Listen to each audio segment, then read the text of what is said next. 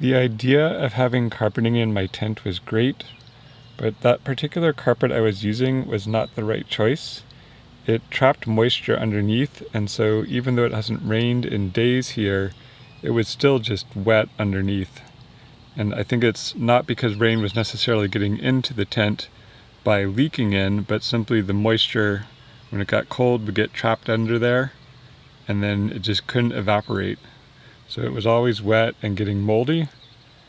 I've had to take it out, and this means that this tent is now a disaster. I've been working on rearranging it all day. In addition to the problem with the carpeting, it was also just not the most effective arrangement. So after a lot of thinking, I'm trying out a new arrangement, and I am at some point in time going to bring back in some form of carpeting when I figure out the right thing. Probably something smaller that just covers the area in front of my seat, and something that is going to do a better job with the moisture. You know, people have carpets on boats, people have carpeting outdoors. There's a lot of options for stuff that should work. I just got to do more research.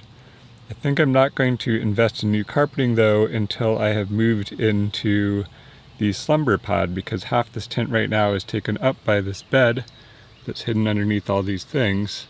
And once the bed is out of here, that's going to totally change the layout of the space yet again.